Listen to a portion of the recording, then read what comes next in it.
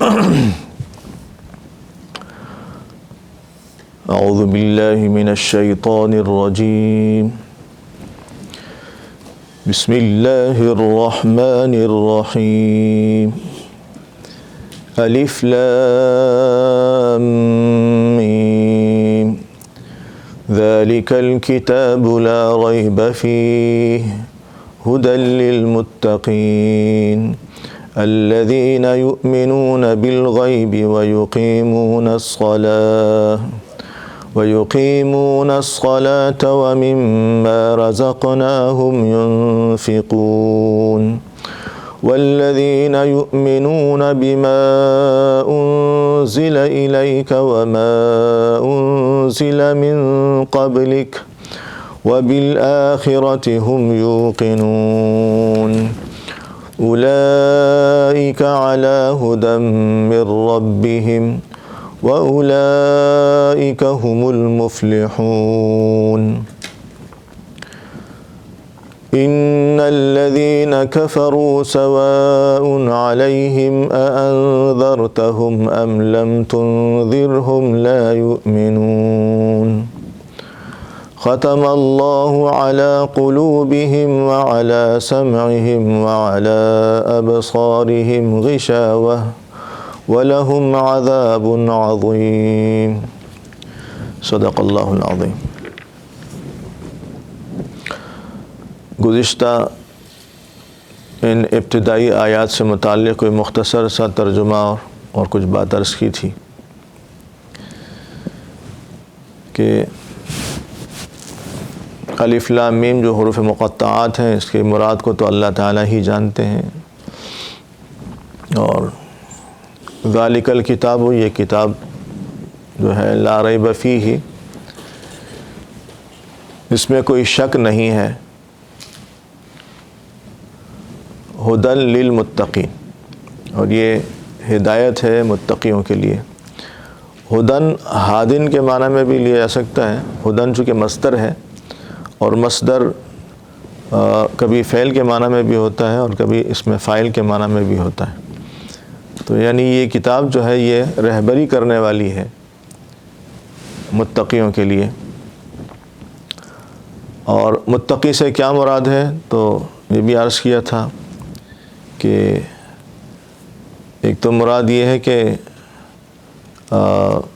فی الحال تو وہ ظاہر ایمان اگر نہیں بھی ہے لیکن ان کے اندر صلاحیت اور استعداد موجود ہے کہ وہ متقی بن جائیں، تو متقین بالقوہ اس کو کہیں، یعنی ان کے اندر استعداد موجود ہے، کیونکہ بعض اوقات غیر مسلم بھی اس طرح کی زندگی اختیار کر لیتے ہیں کہ وہ اپنی استعداد و صلاحیتیں خراب کر لیتے ہیں، تو گویا کہ حق بات سننے کی ان کے اندر اور سمجھنے کی استعداد ہی ختم ہو جاتی ہے، جانوروں کی طرح۔ جانوروں میں استعداد نہیں ہے کچھ چیز نہیں قرآن سمجھنے کی یا اس طرح کچھ چیزیں سمجھنے کی۔ اور دوسرا یہ تھا کہ متقین جو ہے وہ منیبین کے معنی میں جن کے اندر انابت ہو اور شوق ہو، چاہتے ہوں کہ ہمیں ہدایت ملے۔ اور تیسرا یہ تھا کہ مجازی طور پر مایعول کے لحاظ سے، مستقبل کے لحاظ سے کہہ دیا۔ باقی یہ کہ متقین جو ہے یہ اس میں فاعل کا صیغہ ہے، تقوی والے، اور اتقی یتقی تقوی والے۔ تقوی کس کو کہتے ہیں، تقوی کیا چیز ہے، اور متقی کون لوگ ہوتے ہیں؟ تو تقوی جو ہے دراصل وہ اللہ تعالیٰ کے اس خوف کو کہتے ہیں کہ جو اللہ سے محبت کی وجہ سے ہو، اور وہ خوف اللہ تعالیٰ کی اطاعت پر اور اللہ تعالیٰ کی نافرمانی سے روکے اور اللہ تعالیٰ کی اطاعت پر آمادہ کرے،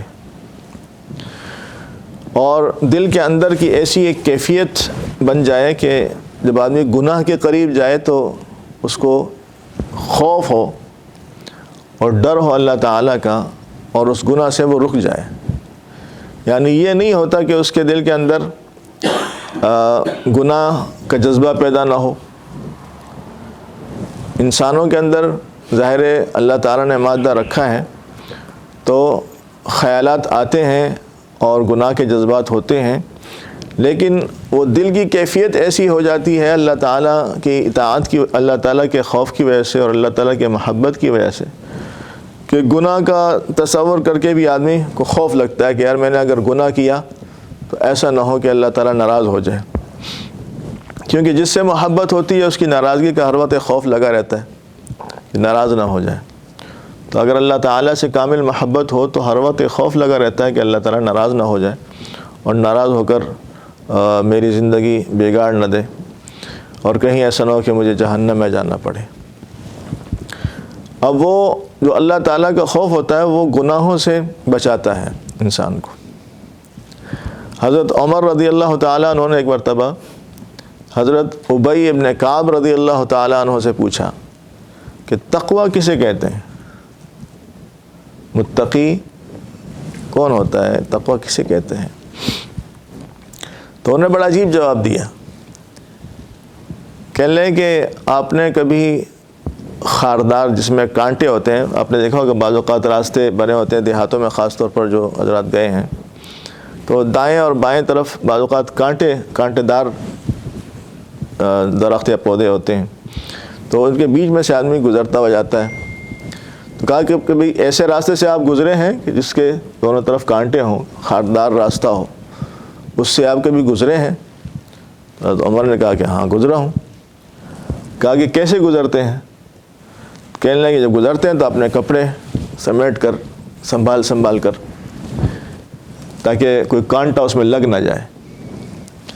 تو حضرت ابی بن کعب رضی اللہ عنہ فرمایا کہ یہی تقوی ہے کہ دنیا میں چاروں طرف کانٹے پھیلے ہوئے گناہوں کے، اسباب مہیا ہیں، یہ نہیں ہوگا کہ گناہ نہ ہو اور یا گناہ کے جذبات نہ ہو تمہارے اندر۔ گناہ چاروں طرف پھیلے ہوئے ہیں، جگہ جگہ پھیلے ہوئے ہیں، لیکن آپ کو جیسے آپ کانٹوں سے اپنے کپڑے بچاتے ہو، اسی طرح آپ کو ان کانٹوں سے اپنے آپ کو بچانا ہوگا، ان گناہوں سے اپنے آپ کو بچانا ہوگا۔ آپ بعض اوقات دیکھنے کے گناہ ہیں، سننے کے گناہ ہیں، بولنے کے گناہ ہیں، بہت سارے گناہ ہیں جو انسان کو اس کے مواقع ملتے ہیں۔ ابن ماجہ کی ایک روایت ہے کہ حضور پاک صلی اللہ علیہ وسلم سے کسی نے پوچھا کہ سب سے زیادہ جو جنت میں لے جانے والی چیز ہے وہ کیا ہے؟ تو حضور پاک صلی اللہ علیہ وسلم نے ارشاد فرمایا کہ تقوی اور اخلاق۔ انسان کے اندر جو تقوی ہو، وہ تقوی زیادہ تر لوگ جو جنت میں جائیں گے وہ ان دو چیزوں کی وجہ سے جائیں گے، کہ تقوی اور ان کے اخلاق اچھے ہوں، یہ دو چیزیں ان کو جنت میں لے کے جائیں گی۔ اور پھر فرمایا کہ پوچھا کہ اے اللہ کے رسول جہنم میں لے جانے والی چیزیں کیا ہیں؟ یعنی آدمی جو جہنم میں جائے گا تو کیا چیز اس کا سبب بنے گی زیادہ تر؟ تو حضور پاک صلی اللہ علیہ وسلم نے ارشاد فرمایا کہ انسان کا منہ اور اس کی شرمگاہ،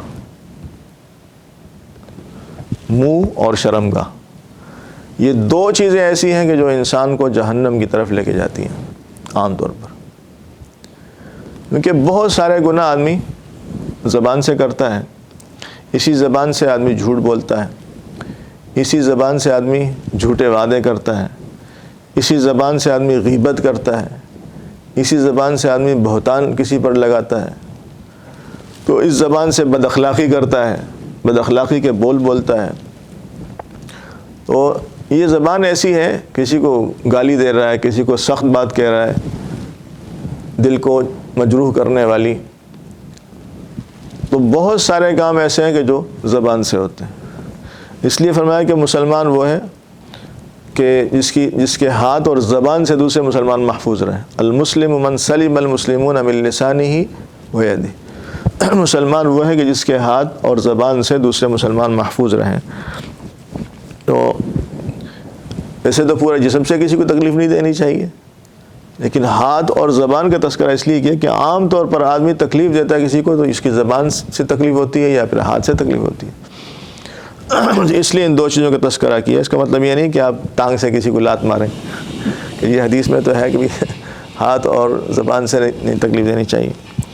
تو بہرحال فرمایا کہ منہ سے اور شرمگاہ کے غلط استعمال سے آدمی جہنم میں جاتا ہے.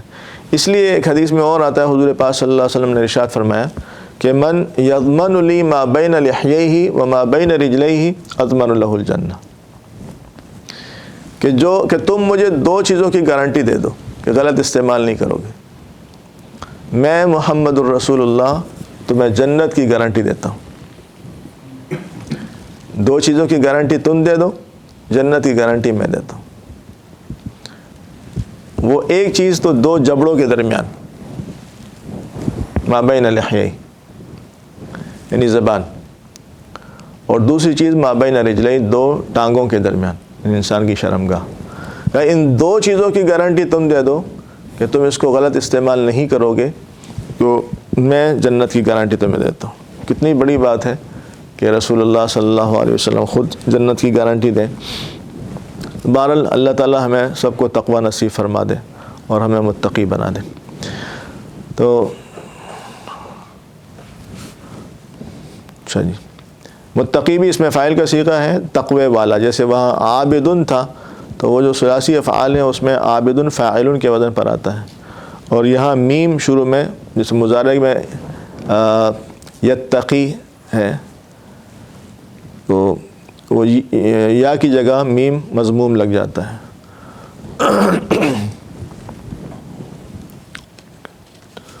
متقون ہوتا اصل میں, تو یہ جو اس کی جری حالت ہے متقی ایک کو کہیں گے اور متقون اس کی جمع ہوگی.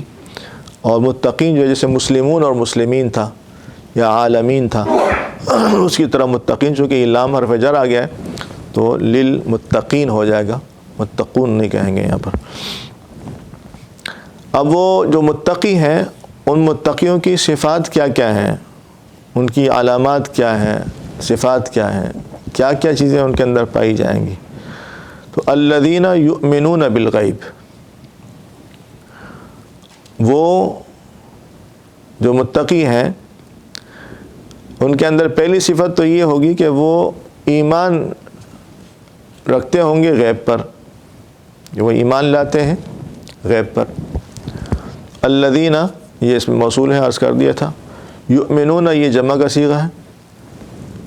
آمن یؤمن, آمن ماضی ہوگا اور یؤمن مضارع ہوگا, اور یؤمن یؤمنان یؤمنون جمع کا صیغہ ہے. اور اس کے وہی 14 صیغے جیسے بتائے تھے یعبدو اور نعبدو میں, تو وہ 14 صیغے ہیں کہ یہاں بن سکتے ہیں. آپ کوشش کریں 14 صیغے بنانے کی, جہاں پریشانی ہو تو آپ پوچھ سکتے ہیں.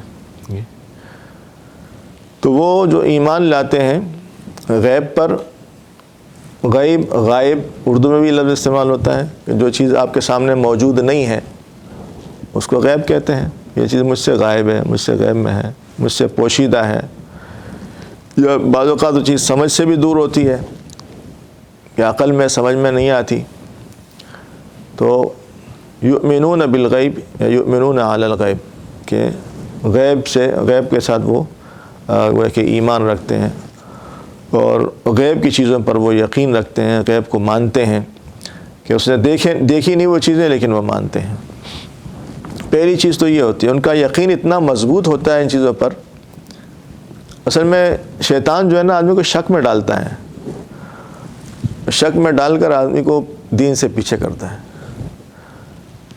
اب اگر یقین ہونا ان چیزوں کا مضبوط طریقے سے, جیسے ہمیں صبح ہوتی ہے تو ہم دوپہر کو کھانے کی تیاری میں صبح سے لگ جاتے ہیں. اب اس میں ایک یقین ہے کہ دوپہر کو ہمیں بھوک لگنی ہے, یہ نہیں کہ شاید لگے شاید نہ لگے, کوئی ضرورت پڑے گی, بچے ہیں, گھر والے ہیں, سب ہیں ہمیں, تو صبح سے اس کی تیاری شروع ہو جاتی ہے. خریداری کرنی ہو تو خریداری کر لیتے ہیں, پکانا ہے تو پکانا شروع کر دیتے ہیں, اس لیے کہ اس وقت کے آنے کا یقین ہے اور ضرورت کا یقین ہے. تو ایسے ہی اگر یقین ہو کہ یار مرنے کے بعد کی ایک زندگی ہے جو غیب میں ہے, ہم نے دیکھی نہیں ہے, ہم نے دیکھی نہیں ہے, غیب میں ہے, لیکن ایک زندگی ہے جو اللہ تعالیٰ نے بتائی ہے اور حضور پاک صلی اللہ علیہ وسلم کے ذریعے سے ہمیں معلوم ہوا ہے، اور وہ بالکل 100% یقینی ہے۔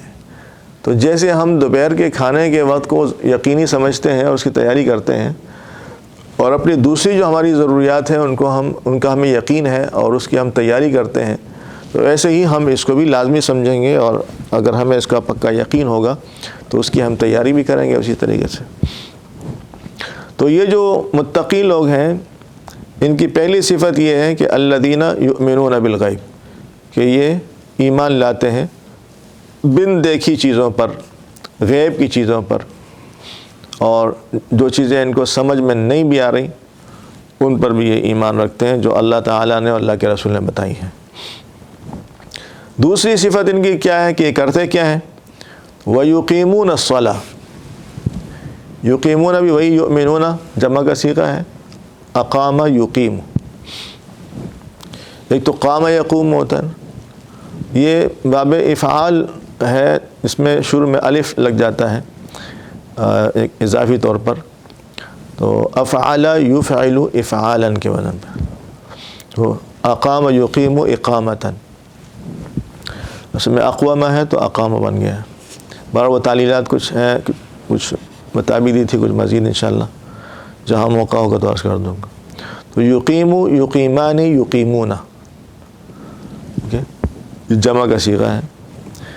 وَيُقِيمُونَ الصَّلَاةَ، اور وہ قائم کرتے ہیں نماز کو۔ اچھا، یہاں یہ بھی کہہ سکتے ہیں کہ یصلون الصلاۃ، نماز پڑھتے ہیں، یا یصلون، اس کے معنی نماز پڑھنے کے ہیں، لیکن یقیمون الصلاۃ، نماز کو قائم کرتے ہیں۔ تو حضرت ابن عباس رضی اللہ عنہ فرماتے ہیں کہ نماز کو قائم کرنا یہ ہے کہ اتمام الرکوع والسجود والتلاوت والخشوع،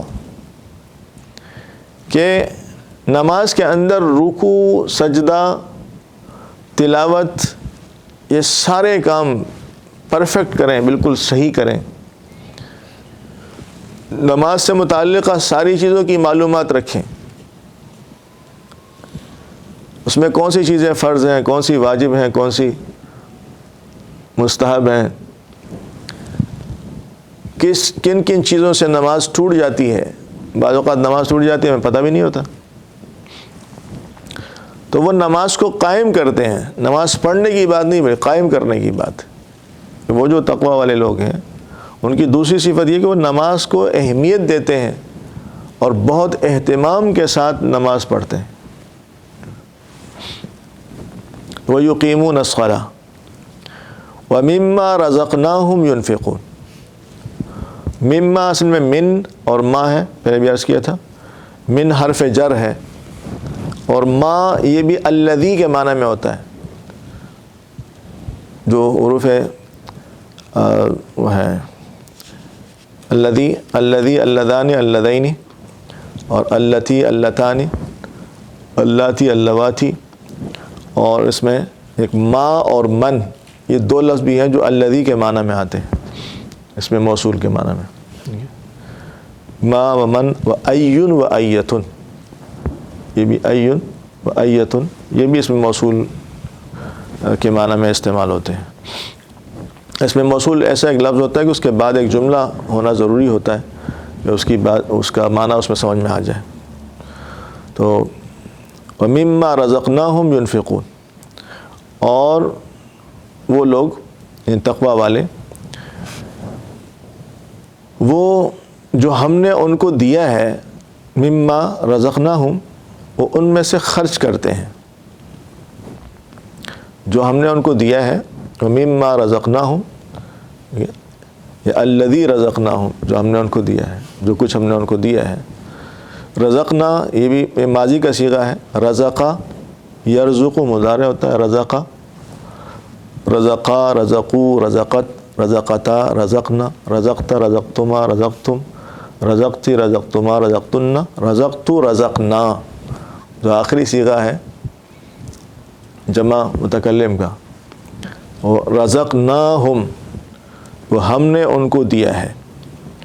واو یہ حرف عطف کہلاتا ہے جو پیچھے جملے کو آگے کے ساتھ جوڑتا ہے، واو حرف عطف ہے۔ من یہ حرف جر ہے، آپ نے جو حروف پڑھے تھے باؤ تاؤ کاف لام واو منذ مدخلا رب حاشا من عدا، یہ من حروف جارہ میں سے ہیں. جب اس کو ملا کے لکھتے ہیں تو وہ اس طرح لکھتے ہیں، جیسے عم یتساءلون میں عن اور ما ہے، ملا کے پھر وہ نون کو حذف کر دیتے ہیں. وَمِمَّا رَزَقْنَاهُمْ، اور جو کچھ ہم نے ان کو دیا ہے اس میں سے خرچ کرتے ہیں. ينفقون، ينفقون بھی وہی جمع کا صیغہ ہے، انفق ينفق، ينفق ينفقان ينفقون، جو خرچ کرتے ہیں جمع کا صیغہ ہے. تیسری صفت یہ ہو گئی کہ خرچ کرنا. اب خرچ کرنے میں زکوٰۃ بھی داخل ہے. اکثر مفسرین فرماتے ہیں کہ اس سے مراد زکوٰۃ ہے، کہ زکوٰۃ تو فرض ہے اور ہر آدمی کو ادا کرنی چاہیے. بعض اوقات اس میں بڑی غفلت ہوتی ہے. زکوٰۃ کا ادا کرنا بھی ضروری ہے اور زکوٰۃ کا صحیح مصارف تک پہنچانا بھی ضروری ہے. یہ دونوں چیزیں بہت ضروری ہیں. تو بعض اوقات آدمی اس کا خیال نہیں رکھتا. تو گویا کہ جو ایمان والے ہیں اور تقوی والے ہیں وہ ان چیزوں کا بھی بڑا اہتمام کرتے ہیں کہ کہیں ایسا نہ ہو کہ ہمارے مال کی زکوٰۃ ہم ادا نہ کریں. کہ جس طرح نماز پڑھنا فرض ہے اور لازمی اور ضروری ہے، اسی طرح زکوٰۃ ادا کرنا بھی ضروری ہے. اور بعض فرماتے ہیں کہ اس میں نفلی صدقات وغیرہ بھی داخل ہیں، جتنے بھی مالی انفاق ہیں وہ سب اس میں داخل ہیں. وَمِمَّا رَزَقْنَاهُمْ، اور جو ہم نے ان کو دیا ہے اس میں سے وہ خرچ کرتے ہیں. وَالَّذِينَ يُؤْمِنُونَ بِمَا أُنزِلَ إِلَيْكَ، اور جو لوگ ایسے ہیں کہ جو ایمان لاتے ہیں، وہی یؤمنون کا صیغہ پہ الذین یؤمنون پہلے بھی گزر چکا، بالکل سیم وہی چیز ہے.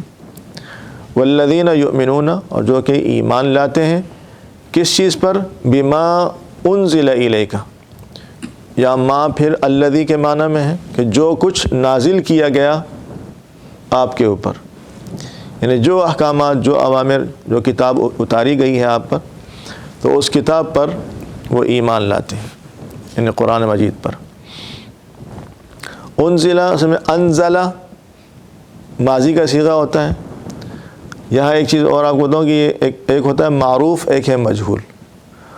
معروف وہ ہوتا ہے کہ جس میں کرنے والا معلوم ہو، فاعل معلوم ہو. انزلہ نازل کیا، کس نے نازل کیا؟ اللہ تعالیٰ نے. تو انزلہ کے اندر ایک ضمیر ہوگی جو اس کا فاعل ہوگی، اور وہ ضمیر راجع ہوگی اللہ جل شانہ کی طرف کہ اللہ تعالیٰ نے نازل کیا. تو اس جس فعل کا فاعل معلوم ہو اس کو معروف کہتے ہیں، یا معلوم یا معروف دونوں لفظ استعمال ہوتے ہیں، فعل معلوم یا فعل معروف. اور جس فعل کا فاعل معلوم نہ ہو اس کو مجہول کہتے ہیں. نازل کیا گیا، کس نے نازل کیا اس کا تذکرہ نہیں ہے. جیسے میں کہتا ہوں کہ جی فلاں آدمی کی مدد کی گئی. اب کس نے مدد کی؟ مدد کرنے والے کا پتہ نہیں، اس کا تذکرہ نہیں ہے، وہ معلوم نہیں ہے. بھئی فلاں مارا گیا، فلاں ستایا گیا، بہت ستایا گیا، کس نے ستایا اس کا پتہ نہیں ہے. تو اس طرح کے جو افعال ہوتے ہیں اس کو مجہول کہتے ہیں. تو یہ انزلہ وہی فعل ہے. اس میں یہ ہوتا ہے کہ اس میں جو فا کلمہ ہے وہ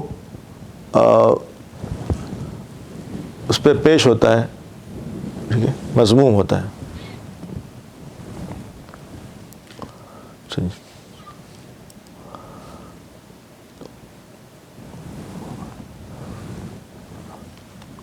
تو جو اتاری گئی بما انزل الیک، جو کتاب اتاری گئی، یہاں اس کے اندر جو ضمیر ہے وہ راجع ہے قرآن کی طرف. اس سے مراد قرآن ہے کیونکہ حضور پاک صلی اللہ علیہ وسلم پر جو کتاب اتاری گئی وہ قرآن مجید ہے، اور پہلے اس کا تذکرہ گزر چکا ہے ذالک الکتاب میں.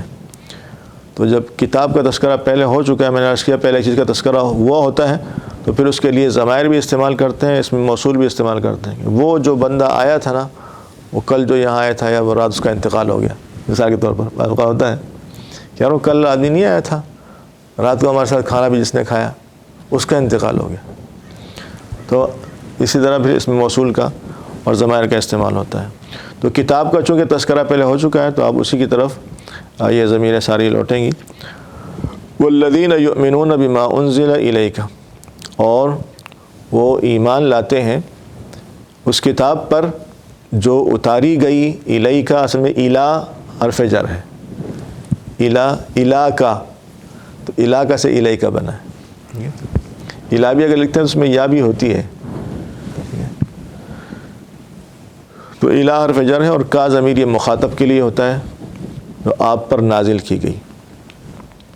وما انزل من قبلک، اور ما یہاں پھر الذی کے معنی میں ہے وہ کتابیں جو کہ نازل کی گئیں من قبلک آپ سے پہلے. تو حضور پاک صلی اللہ علیہ وسلم سے پہلے جو کتابیں نازل کی گئیں، تورات، زبور، انجیل، تو ان کتابوں کو بھی ہم ایسے ہی مانتے ہیں جیسے کہ ہم قرآن شریف کو مانتے ہیں.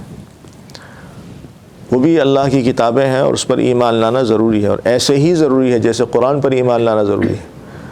عمل صرف قرآن پر ہوگا وہ الگ بات ہے، لیکن ایمان لانے میں ساری کتابیں برابر ہیں. جس طرح انبیاء علیہم الصلوۃ ہیں، جس طرح حضور پاک صلی اللہ علیہ وسلم پر ایمان لانا ضروری ہے، اسی طرح سارے پیغمبروں پر ایمان لانا ضروری ہے. لا نفرق بین احد من رسلہ، ایمان لانے میں ہم فرق نہیں کریں گے. ہاں اطاعت ہم حضور پاک صلی اللہ علیہ وسلم کی کریں گے، سارے پیغمبروں سے ان کو افضل اور اعلیٰ سمجھیں گے، لیکن ایمان ہم سارے پیغمبروں پر لائیں گے. جیسے حضور پاک صلی اللہ علیہ وسلم کا انکار کرنے والا وہ کافر ہے، مسلمان نہیں ہے، ایسے ہی دوسرے انبیاء علیہم السلام میں سے کسی بھی ایک پیغمبر کا انکار کرنے والا وہ مسلمان نہیں ہے. تو بعض لوگ کہتے ہیں کہ یہ مسلمان تنگ نظر ہیں اور یہ ہے وہ ہے. حالانکہ مسلمان تنگ نظر کہاں ہیں؟ مسلمان تو عیسائیوں کے پیغمبر کو مانتے ہیں، عیسائی مسلمانوں کے پیغمبر کو نہیں مانتے. مسلمان تو یہودیوں کے پیغمبر کو مانتے ہیں، یہودی مسلمانوں کے پیغمبر کو نہیں مانتے. تو تنگ نظر کون ہوا؟ اسلام میں تو بہت وسعت ہے. وہ سارے احکامات جو پہلے دنوں میں تھے اللہ تعالیٰ نے وہ اسلام میں نازل کیے ہیں جن کی ضرورت تھی اور جو انسانیت کے لیے ضروری تھے. کچھ احکامات تو قرآن میں بھی ایسے ہیں کہ جو قرآن میں تھے پھر منسوخ ہو گئے، نہیں رہے. تو منسوخ ہو جانا یہ کوئی عیب کی بات نہیں ہے. اگر پہلے کتاب تھی اور اس پر عمل نہیں ہو رہا تو یہ کوئی عیب کی بات نہیں ہے کہ قرآن میں بھی بہت ساری آیات ایسی ہیں کہ جن پہ پہلے عمل تھا اس پہ عمل نہیں ہے، اس کا حکم منسوخ ہو گیا. تو جیسے قرآن کی بعض آیات کا حکم منسوخ ہو گیا تو ایسے ہی ان کتابوں پر عمل کرنا وہ منسوخ ہو گیا، اور وہ کتابیں اپنی اصلی شکل میں رہیں بھی نہیں، اس لیے بھی ان پر عمل نہیں ہوگا. عمل صرف قرآن مجید پر ہوگا، لیکن ایمان لانا سب پر ضروری ہے. سارے پیغمبروں پر ایمان لانا ضروری ہے اور ساری کتابوں پر ایمان لانا ضروری ہے. تو والذین یؤمنون بما انزل الیک وما انزل من قبلک، کہ وہ ایمان لاتے ہیں بما، ان تمام چیزوں پر، ان تمام کتابوں پر. ما سے مراد یہاں الذی کے معنی میں ہے، اور مراد وہ کتابیں ہیں. یہاں تو قرآن مراد ہے، انزل الیک جو آپ پہ نازل ہوا، وما انزل من قبلک یہاں ساری کتابیں گزشتہ مراد ہوں گی، تورات، زبور اور انجیل. وبالآخرۃ ہم یوقنون، اور آخرت کے دن پر وہ یقین رکھتے ہیں. بالآخر، آخر لاسٹ میں کوئی چیز ہو تو چونکہ قیامت کا دن آخری دن ہوگا، اس کے بعد تو یا جنت یا جہنم ہے اور کوئی دن نہیں ہے پھر، تو اس لیے اس کو آخرت کہا جاتا ہے. وبالآخرۃ ہم یوقنون، اور آخرت پر وہ ایمان رکھتے ہیں. یوقنون بھی وہی جمع کا صیغہ ہے. ایقنا ماضی ہوتا ہے اس کا، ایقنا یوقنو، یوقنو، یوقنان، یوقنون. ٹھیک ہے. وبالآخرۃ ہم یوقنون، اور آخرت کے دن پر وہ یقین رکھتے ہیں.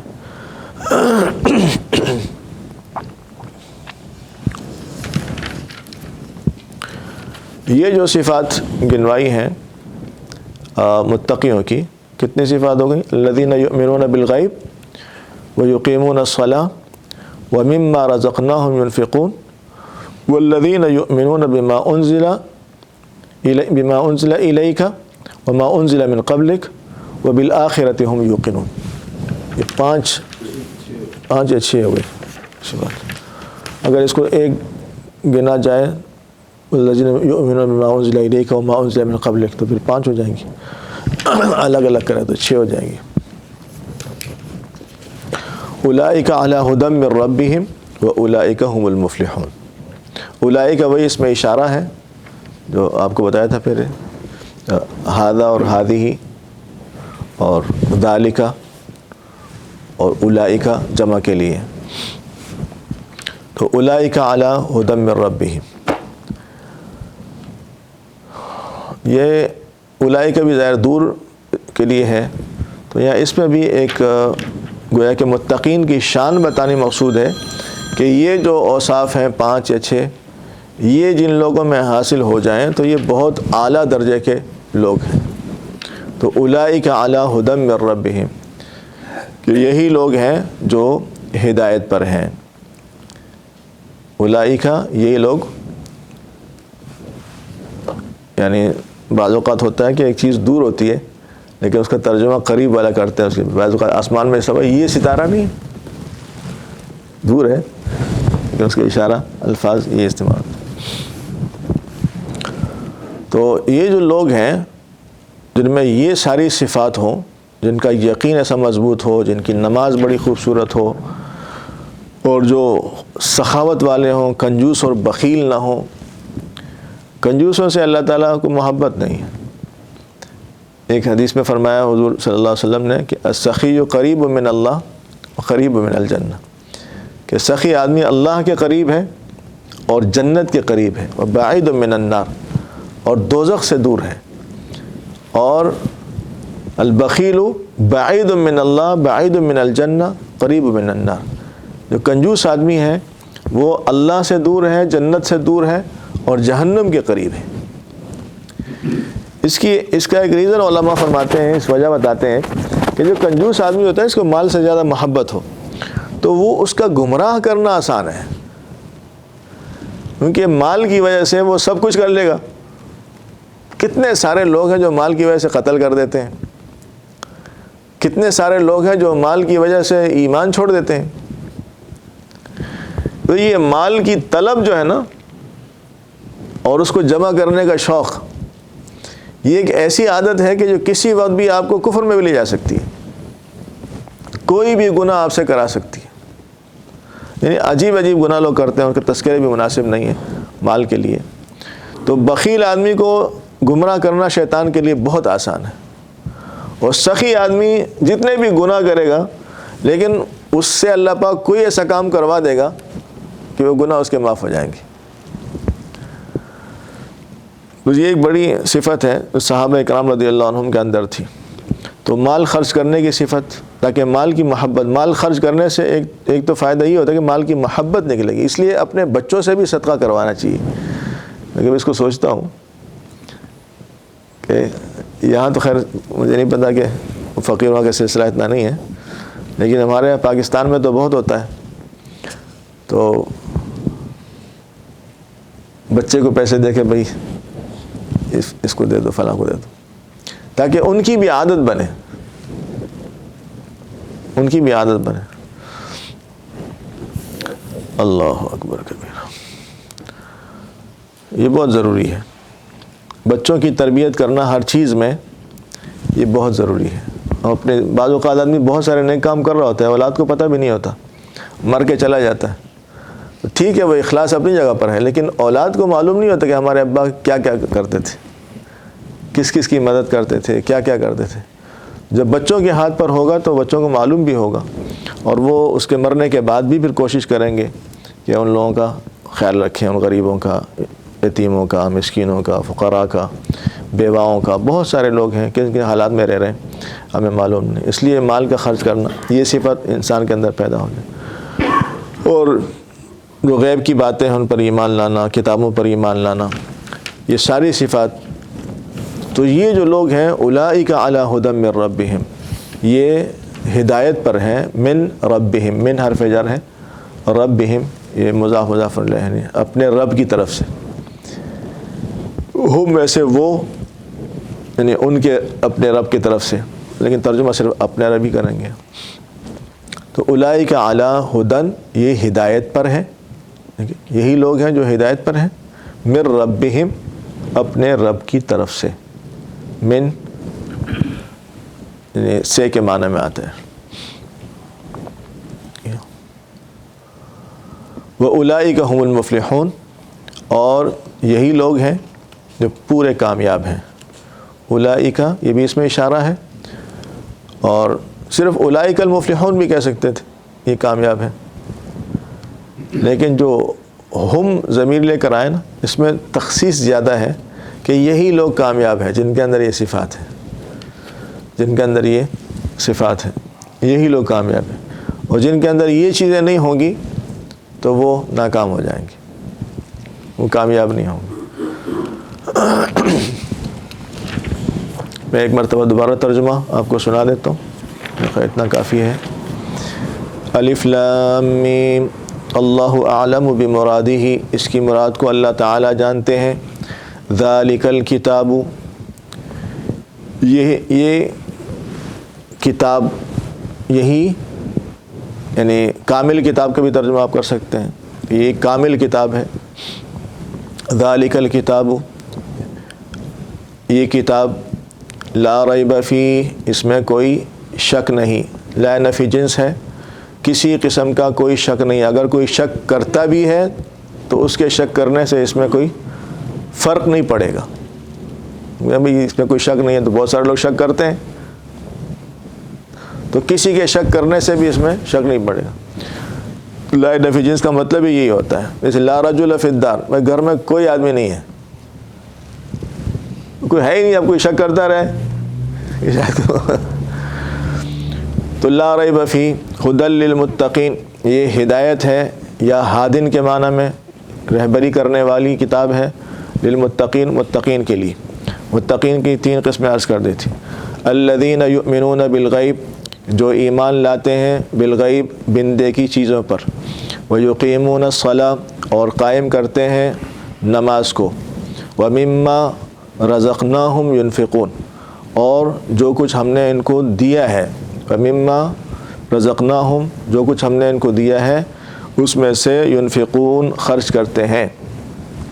والذین یؤمنون بما انزل الیک، اور جو کہ ایمان لاتے ہیں، والذین، اور جو کہ یؤمنون، ایمان لاتے ہیں، بما، اس کتاب پر، ما سے مراد یہاں کتاب قرآن ہوگا جس کا تذکرہ پہلے ہو چکا ہے، اور جو ایمان لاتے ہیں بما، اس کتاب پر، انزل الیک، جو نازل کی گئی آپ پر، یعنی حضور پاک صلی اللہ علیہ وسلم پر، وما انزل من قبلک، اور یہاں دوسرا جو ما ہے اس سے مراد وہ تین کتابیں پہلے گزر چکی، وما انزل من قبلک، اور جو نازل کی گئیں، من قبلک، انزلہ کا ترجمہ مجہول والا ہوگا، نازل کی گئیں، وبالآخرۃ ہم یوقنون، اور آخرت کے دن پر یہ یقین رکھتے ہیں۔ اولئک علی ھدی من ربہم، یہی لوگ ہیں جو ہدایت پر ہیں اپنے رب کی طرف سے، واولئک ھم المفلحون، اور یہی لوگ ہیں جو پورے کامیاب ہیں۔ اللہ تعالیٰ ہم سب کو قرآن کی صحیح سمجھ نصیب فرمائے اور عمل کی توفیق عطا فرمائے۔ وآخر دعوانا ان الحمد للہ رب العالمین۔ اللہم صلی علی محمد النبی الامی وعلی آلہ وسلم تسلیما۔ یا اللہ قرآن کی صحیح سمجھ نصیب فرما، عمل کرنے کی توفیق عطا فرما، پوری دنیا میں اس کو عام کرنے کی توفیق عطا فرما۔ اے اللہ تقوی، دینداری، پرہیزگاری کو ساری دنیا میں عام فرما۔ یا اللہ حیا والی زندگی ہم سب کو نصیب فرما، ہر قسم کے گناہوں سے ہماری حفاظت فرما۔ یا اللہ اپنا خاص قرب نصیب فرما، اپنا تعلق نصیب فرما، معرفت نصیب فرما، حضور پاک صلی اللہ علیہ وسلم کی کامل محبت اور کامل اطاعت نصیب فرما۔ وصلی اللہ تعالی علی النبی الکریم محمد وآلہ وصحبہ اجمعین، آمین برحمتک یا ارحم الراحمین۔